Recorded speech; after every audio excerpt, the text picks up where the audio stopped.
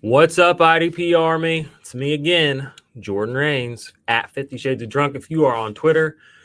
Back again with another episode of the IDP Army podcast, where, of course, we are talking all things fantasy football, mostly IDP. Let's get to it. Check the mic and make sure it sound right, boys.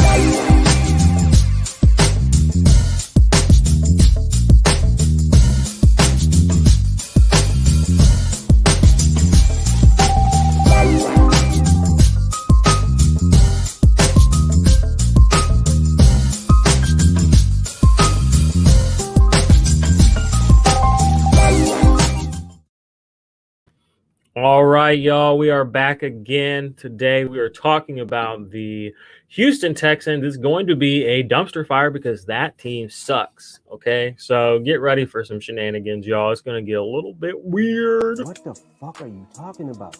Yeah, I mean, I know it's your opinion, but your opinion's wrong. Yo, you don't even know what stupid is! It's about to get all stupid up in here! All right, I've had that drop for a while. I had to use it because we're talking about the Texans, and it is about to get pretty ornery up in here. So bear with me, the few of you who do decide to trudge through this episode. Go ahead and give me a thumbs up if you're on YouTube. Give us a subscribe if you're on YouTube. Give us a 5-star rating and a review if you are on iTunes. We would super appreciate it. It would mean the world to us. We would love that. So let's talk about this Houston Texans team. Last year, 4-12. The probably short episode because the elephant in the room is Deshaun Watson. He said today that he's going to be reporting to camp to get his physicals or whatever, just so he doesn't get fined and all that. But it's going to be an awkward situation, and he's not going to play football there. I don't know. Doesn't really need to be said anymore, but I see people saying it, so I guess I'll say it too. Deshaun Watson is never going to play football for the Houston Texans again. So he's kind of irrelevant to this conversation, but I do want to bring him up because wherever he does land, because he's going to land somewhere, these lawsuits and these issues with him, they will be a thing of the past eventually. So from strictly a fantasy football point of view, don't sell Deshaun Watson and don't you should stop fading him now, essentially is what I'm trying to tell you. Tyrod Taylor is going to probably start at quarterback here. Quarterback 37 on Underdog, ADP, Fantasy Pros, quarterback 36. Tyrod Taylor might emerge as a streaming option on certain weeks in one quarterback leagues. That's, if he has some great matchups and he does, stay healthy and stay out there, and this defense bleeds points, and he does have to run around, and he does get some rushing yards, which we've seen him do. In that sense, he could be useful. But as far as a long-term dynasty asset, he is what he is at this point. He'll be somewhere else next year doing something different with somebody else. So I'm not really interested in this quarterback position. Honestly, this whole defense is a mess. This team also just traded yesterday. They traded for Anthony Miller from the Chicago Bears. So I guess Tyrod Taylor has another weapon for whatever that's worth. So as wide receiver, you have Brandon Cooks, wide receiver 45, Underdog ADP, Fantasy Pros consensus 35.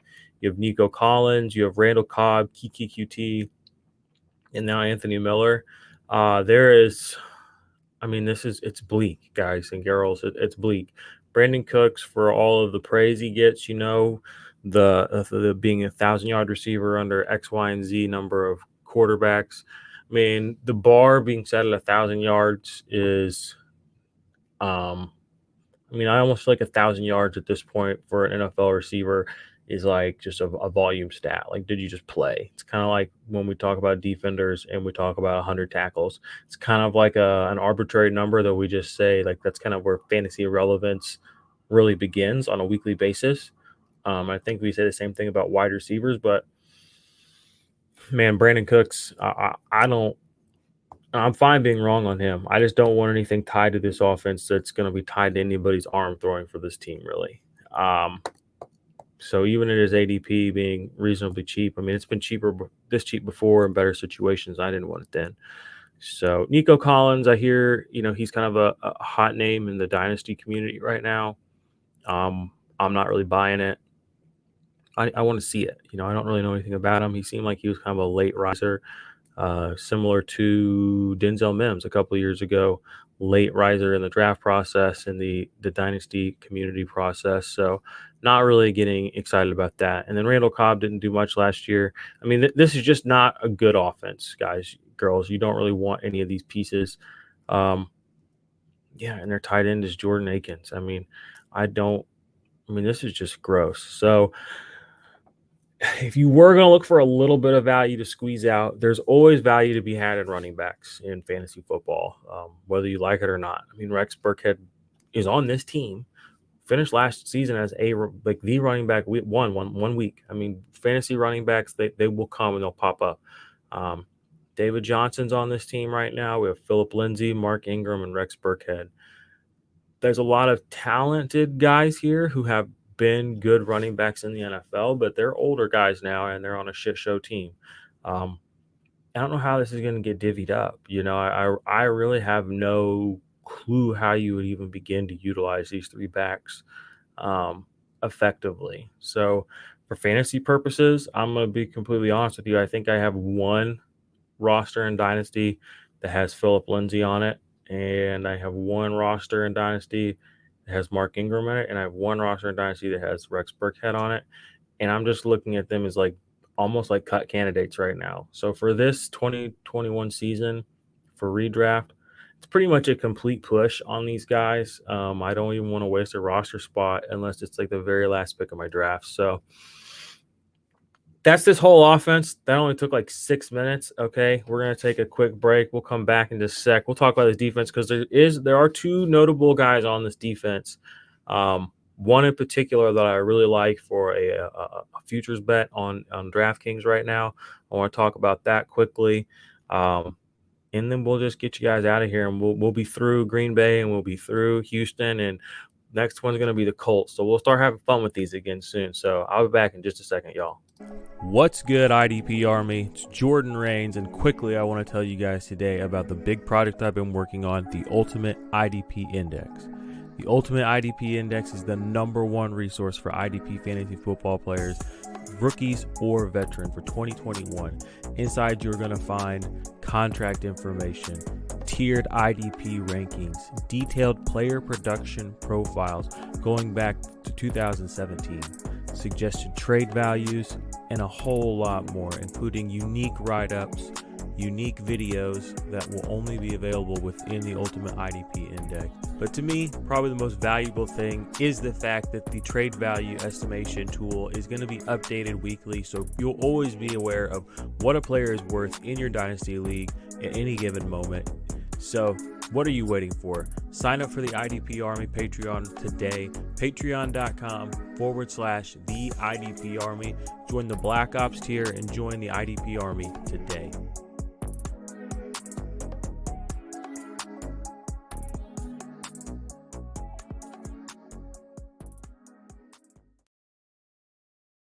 All right, again, shout out to Patreons. The Discord is popping. There's some good guys over there. The leagues are up and running. The season's getting here. Do me a favor, IDP Army. Go tell a friend about the IDP Army. Go tell somebody about the show. Go tell somebody about what we're doing to change fantasy football. Tell them about IDP 123 scoring, and let's get more people playing IDP this season. If you have not played and you're just here listening to the offensive stuff, defensive fantasy is dope. I mean, it's just as dope as offense. So don't keep denying yourself one of the better things in fantasy football, in my opinion. So let's talk about this defense. I alluded before the break that there was a one player in particular I wanted to talk about. And there's really one primary alpha off defender on this team for IDP and for what I'm about to talk about, and that is Zach Cunningham.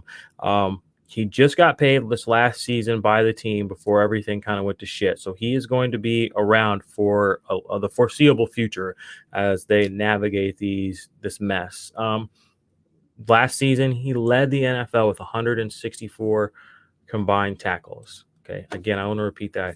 In 2020, he led the NFL with a combined 164 tackles. He did that on only 945 snaps. All right, so just to give you some context, there were over 10 linebackers that went over just 1,145 snaps. So he, without even playing close to the most snaps in the NFL, led the NFL in tackles. His tackle rate is extremely efficient. He is, the last 2 seasons combined, a 16% tackle rate. That is elite as it comes.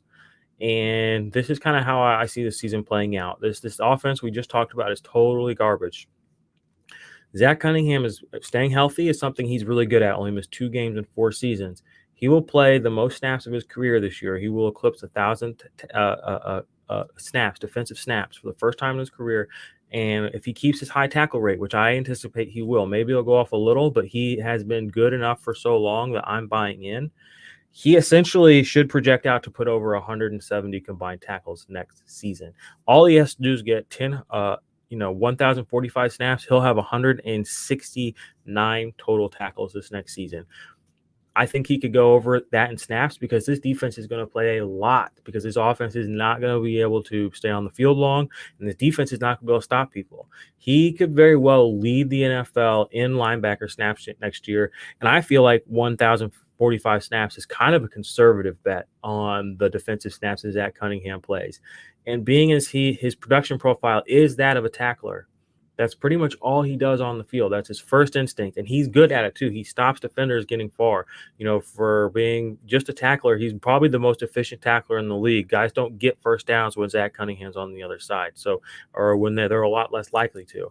So putting all that into play, right now on DraftKings, he's plus 700 to lead the NFL in tackles. The only 2 guys with lower odds than him, Darius Leonard at plus 650, Blake Martinez at plus 650. Both of those are good bets, but for various reasons, they are not the right bet. Blake Martinez consistently high tackle numbers. That's great, but I don't think I think he's only broke 160 once, and he does other things on the field, which puts him in other positions where tackles will not occur. Darius Leonard, I do like the Darius Leonard bet, but you're obviously getting better odds with Zach Cunningham. I think Zach Cunningham, like I said, will lead all middle linebackers in snaps, and if he keeps his high tackle rate, I love plus 700 to lead the league in tackles.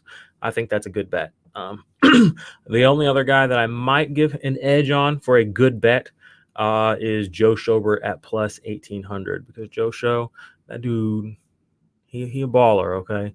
Don't be sleeping on Joe Show. At plus 1,800, those are great odds. So I wanted to touch on that very quickly because I want you guys to go win money, so you'll join my Patreon. I'm just going to be fucking honest, all right? Fucking go get rich and trickle down the old economy, baby. Let's go. All right, but other guys on this defense that you're really going to be interested are almost nobody. Shaq Lawson came over last year from Miami. Kind of a meh player. Whitney Merciless is aging out. Meh. Charles Omenihu, interior defensive lineman, got gassed up a little bit last year. But, I mean, interior defensive linemen, they're not somebody in IDP fantasy football you're often going to get excited about. So we should try to stop making them be exciting because they're just not by nature. Then on your cornerbacks, there's not really anybody here I'm overly excited about. They're probably going to get – I just have a feeling this team's not even going to be able to score enough to where they're going to have to get thrown on. And again, that comes full circle back to Zach Cunningham. People are going to be running down the clock on the Houston Texans for whole halves. Okay. So these cornerbacks, I'm not overly interested in any of them for fantasy. I'm interested in Justin Reed at the safety position. Lonnie Johnson is the projected starter on this graphic. I'm not overly sure about him. I know Justin Reed has been kind of on that verge of a weekly starter for your fantasy teams last couple of years. And again, if he can stay healthy, you're looking at another situation where, like I said, the snaps are going to be there, and this is not going to be a team that's going to get thrown on a lot. I don't think they're going to get run on a lot because they're going to be playing from behind. So you can like Justin Simmons, you can like Zach Cunningham. As far as the second linebacker here, there will be value there as well. The problem is figuring out who it is. Houston has brought in so many linebackers this offseason. They brought in Neville Hewitt, Christian Kirksey. They brought in, I think, Raekwon McMillan from Miami. And there's like literally 3 other guys I can't think of right now that they've brought in. So I think your best bet from a pedigree standpoint, if you want to take that route, is going to be Christian Kirksey. But I think your honest to God best bet is going to be Neville Hewitt, because he just always shows up. He always does enough to be on the field and get shit done. He can get tackles. He can get sacks. he's just a good all-around linebacker. He's not great, but he's a good all-around linebacker. I know that people, again, they like the concept of Christian Kirksey because he was a little bit rangier, a little bit larger, a little better in coverage, whatever. Again, this is a team that's probably going to be getting the clock run out on them the entire second half. So you're going to want a Neville Hewitt in there to stop the run. You're going to want a guy like that. So if I'm going to put my chips down on a linebacker besides Zach Cunningham on this defense to put on my IDP teams, it's going to be Neville Hewitt. Shout out Neville Hewitt. Me and him, we've had a couple of good seasons together in IDP when he was up with the Jets. I like Neville Hewitt. I like him. There's a funny account on Twitter, too. It's called like the Neville Hewitt fan club or something like that. I don't know. He hasn't said nothing in forever, but go check him out. He's a funny guy. But, gosh, I wish I had more to say to you guys about this team, but there's really nothing else to say. So do me a favor, subscribe to the channel. Give us a thumbs up, leave a comment, okay? Tell a friend about the show and the IDP Army. Go check out the Guys Offensive Points podcast. If you're going to be in Canton, Ohio here in a couple of weeks for the Fantasy Football Expo, I will be there. We'll be selling some limited edition fantasy or IDP Army merch. We'll be giving out some handouts, some information on the IDP Army, some fantasy football stuff, doing giveaways. I think we're going to have a Myles Garrett jersey, Aaron Donald jersey maybe there. I know I'm a known Aaron Donald hater, but I know y'all love you some Aaron Donald, so I'm gonna do y'all right. Got some cards. I think we got some signed cards maybe coming in. My buddy's got some of those we're gonna put up. Some IDP Index. I might be giving away a season-long access to the Index. And guys that are in the Index, I put this in the Discord. I did do a little update. So the format's a little different. We're prepping for the season. The Index, like I said, it's a living, breathing document. Sunday afternoons after the games, it's going to be getting updated. You're going to be getting solid information in there on snap counts. You're going to be getting injury updates and all this stuff. The Ultimate IDP Index is going to be what's up. And a little teaser for y'all, we are working on a counterpoint of the Ultimate IDP Index that is going to be offensive. So you'll be able to get basically everything we here at the IDP Army. That's all the dudes, Bomber, Keel Pro, shout out to Caleb, Ron Bravinder, Billy, all of us. We're going to get it set up to where you're going to get our offense and our defensive stuff. And in season, you're going to be able to see start sits. You're going to see little comments on them. You're going to be able to get blurbs on them. Living, breathing document. This is everything you need to win a fantasy football championship, okay? We don't care to win the offseason. We want to win the fucking season, okay? 11 guys in your league are going to be fucking losers. Don't be one of them, IDP Army. Tell somebody about this shit. Let's get the fuck out of here.